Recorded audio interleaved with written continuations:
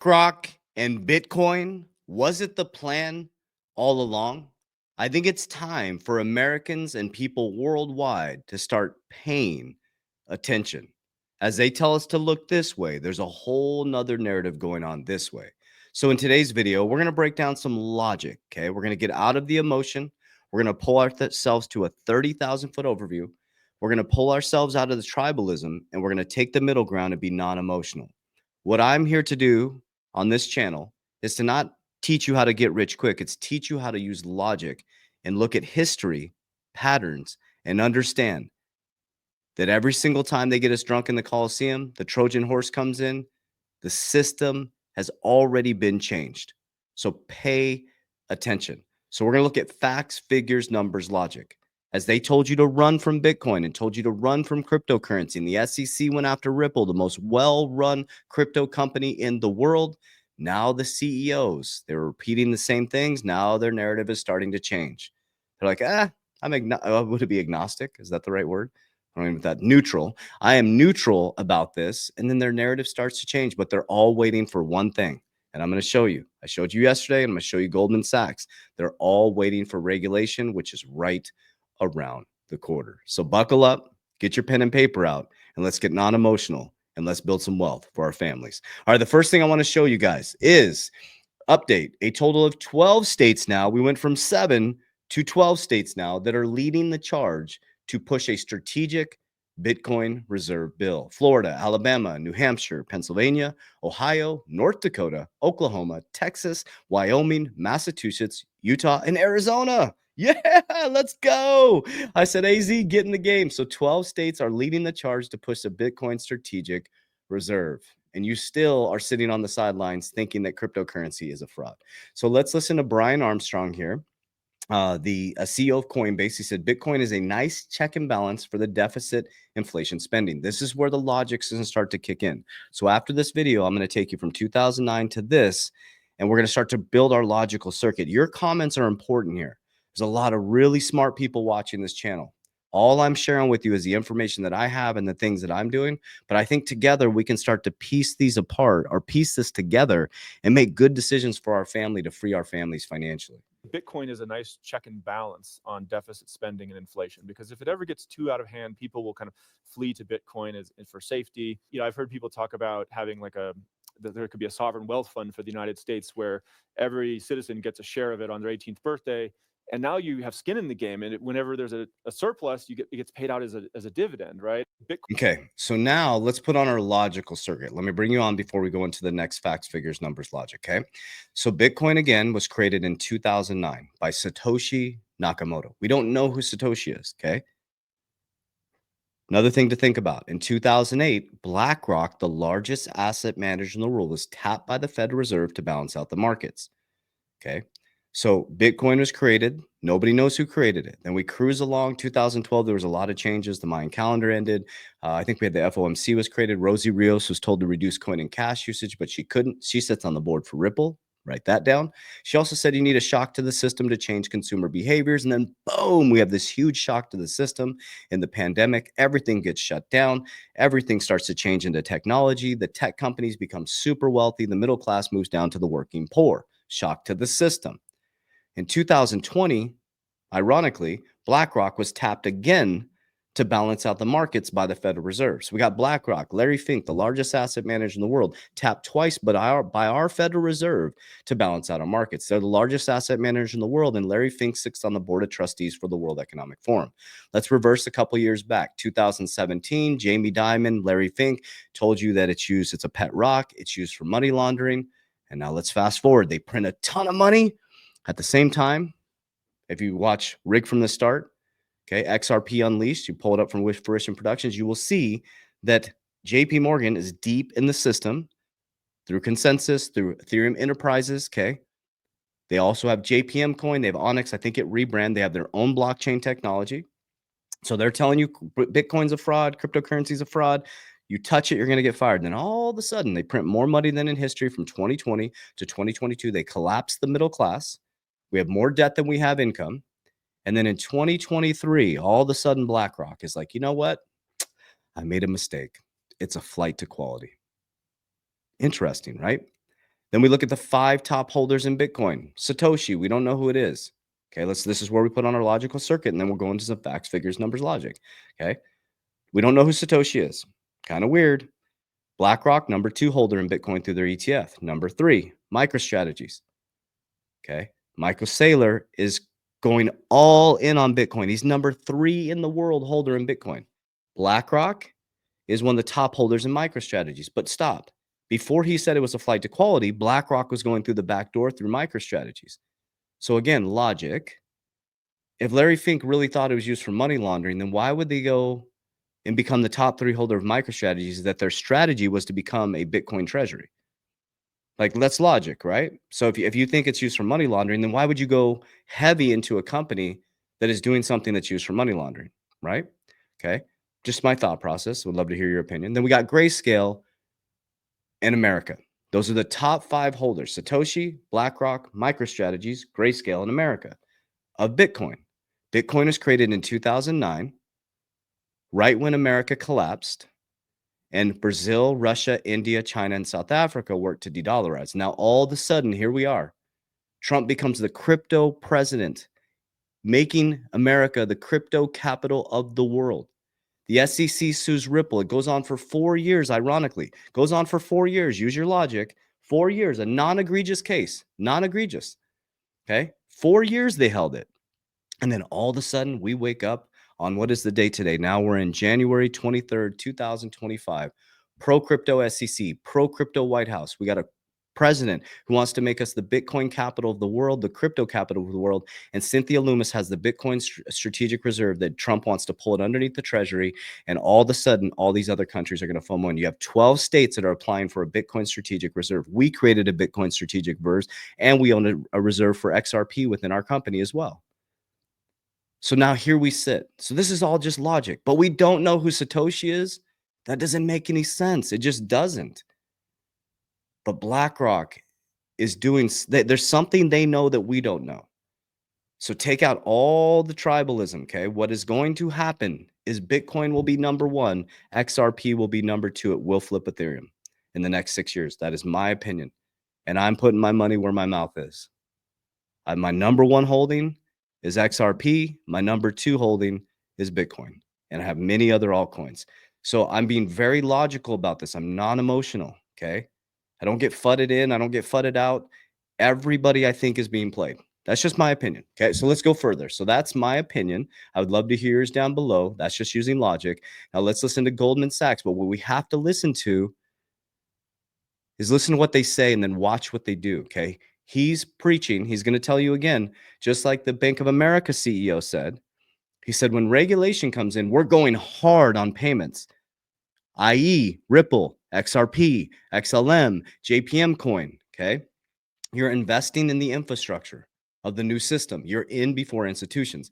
Listen to what he says. They always go, well, I have no opinion on crypto. But when regulation comes in, they're all saying the same thing. They're all just waiting for that button. Boop. Regulation. And you're going to see massive institutional adoption. It has to change. So if anybody's telling you it has to change, they're operating on a DOS, old, broken-ass system. The replumbing is distributed ledger technology, on-demand liquidity. All right. So now let's get into what they're saying, and then we can make our own opinion for our families. For a long time, we talked about it, and there was nothing for a bank like Goldman Sachs necessarily to do about it. But I wonder, in an environment where Trump is now talking about a strategic Bitcoin reserve, whether your sort of thought process around how to deal with crypto is going to fundamentally change.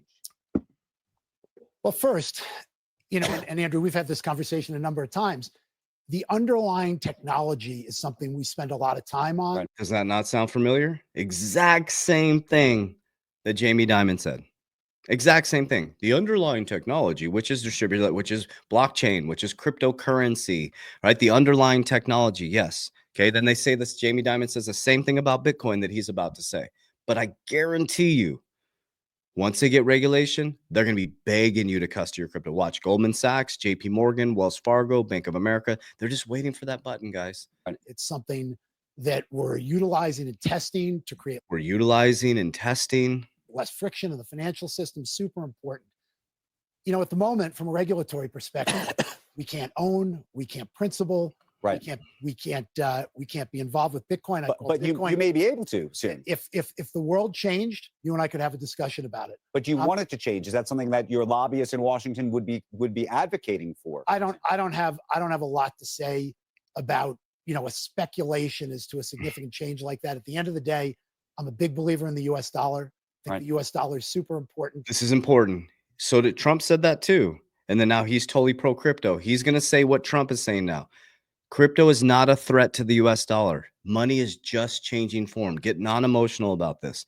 There's no grand conspiracy. Money is changing. You can't have messaging move at the speed of light, supply chain move at the speed of light. Money has to change, guys.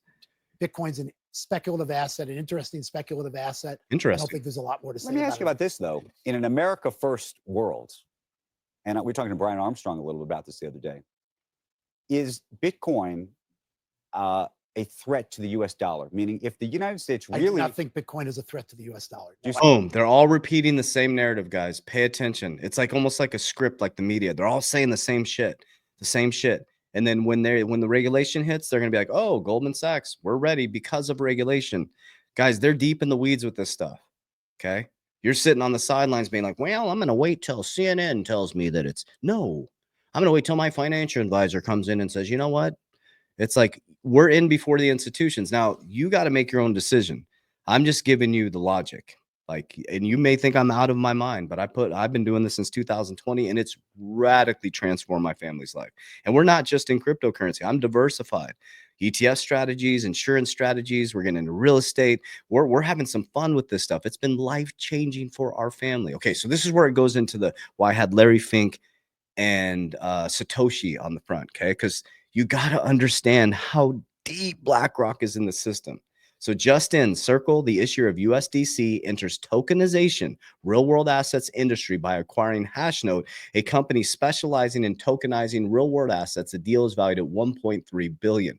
Okay, Circle, we got to understand, through a partnership with BlackRock, we begun investing in Circle revenue funds to manage a portion of USDC reserves.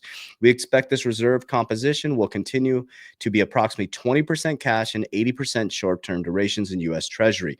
Circle is deeply connected to BlackRock. BlackRock is, and I'm going to do another video tomorrow around Larry Fink talking about the AI, guys, and cryptocurrency. You got to understand, follow and watch what I'm not saying. Well, you might want to build a strategy and understand where the money's going. That's all I'm saying. You have to figure this out, guys. There's a reason why I believe XRP and Bitcoin are going to be number one and number two. This is Kathy Woods. I love her as an investor. I think she's fantastic. This is her opinion on Trump's meme coin. What do you think is the best way to understand Trump coin, given that there's no intrinsic value? What purpose does it serve beyond as an advertisement marketing tool for him? Yes, it's a meme coin. In 2017, we went through the ICO movement, which was very much, if you remember, CryptoKitties started a movement back then in ICOs. This is part of the meme coin moment. Is it going to have any utility? We shall see. I mean, there is speculation that, you know, you'll get to meet President Trump as one of the utilities of owning this coin. I don't know if that's the case or not, but so far we don't know of much utility for this coin, except that it is a meme coin of President Trump himself. In the early days of really, I think he's ushering in the next phase of the crypto revolution. Okay, so that's what I want you guys to hear. So that's all. I wanted to hear that because I want to hear it from Kathy Woods. But people keep asking me about Trump. That's all it is. It's like, do you think he's going to rug pull? He's the president. So I think you're pretty safe on not getting. I'm not a meme coin guy at all. The reason why is because facts, figures, numbers, logic. Like, we have very fundamental portfolios, fundamental strategies outside of cryptocurrency. I say we're like Warren Buffett style investors in crypto. The book Intelligent Investor is a great book to read. And we've built slow and steady wealth. Okay. We're not like, I'm sure there's people making millions in meme coins, but that's just not how wealth is built. It just doesn't work that way. You have to build a foundation. For me, it's God, family, protect my ecosystem at all costs, stay out of other men and women's business. I'm too busy building mine. Then from there, there's a foundational, methodical, planned out, disciplined plan with every bit of my family's money. right? We do not play games with our money. Rule number 1, don't lose money. Rule number 2, follow rule number 1. We've helped 10,000 people, and we've only seen destructive behaviors when people are chasing meme. It messes up your psyche. It's not good. It's not good for your balance. It's not good for taking the middle ground. It's not good for your grounding. It's just not, right? You're constantly looking at your computer. You're constantly chasing something. You're constantly trying to catch the next pump, and it creates what's called dopamine, right? It's like drugs. It's like cocaine. You're trying to get the next one. You're trying to get the next one. Unless that's your job and you do that all day, I'd be very, very, very careful. And the Trump coin's a great example. We started getting hundreds of messages. Should I get into Trump coin? Should I get into Trump coin? I'm like, you should have got into Bitcoin. You should got to get into XRP. It's like, I wish you were that excited about the slow and boring stuff, right? Wealth is not sexy. It is not. It's boring. It's slow. It took me 2017, 18, 19, 20, 4 years of grinding to build my first 7-figure ecosystem. Right? We're on our 3rd now, and it's taken me 7 years to get there. Slow, methodical, losing money, gaining money, going back and forth. And we've just been slow and methodical with our crypto, right? We get these nice little gains right now. I'm pulling it out into the system, putting it into cash value life insurance, going to get some more real estate, have a ETF dividend strategy. I'm de-risking back into Bitcoin and XRP, and we're already preparing for the next bull run. And eventually, by the next bull run, we'll never have to trade time for money again. We're using our money to be thoughtful, to be disciplined, to be consistent. So that's exactly what I do. I hold Bitcoin 100%. I'm stacking it every single day. I dollar cost average in to beat the highs and lows. I buy it every day. I buy XRP and Bitcoin every day, but I'm never touching my Bitcoin. It's going to sit there. It's going to accumulate. 21 million Bitcoin. I'm one of the holders of Bitcoin. I'm excited about it. I think it's a great thing and historical to when I'm sitting on my deathbed, like, I bought Bitcoin at $25,000. Like, kind of cool. I think it's cool to pass down to my kids. I think it's nostalgic. I think it's neat. I think it's neat to be part of a new digital revolution. XRP is my number 1 holding. I'm a massive fan of XRP. I'm an ex-banker. I went to CBA Executive Banking School. If you guys understand banking and scaling banking, it is one of the greatest technologies to transform the banking system.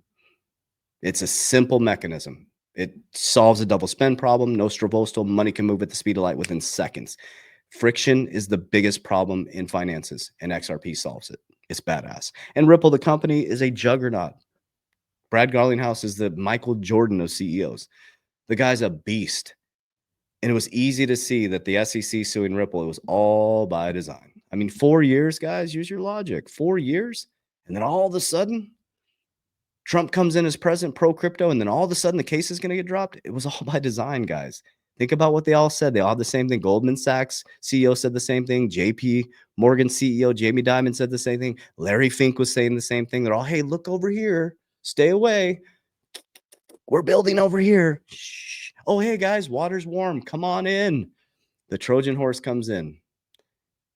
You're either going to own it or you're going to be consumed by it. There's going to be no middle class by 2030.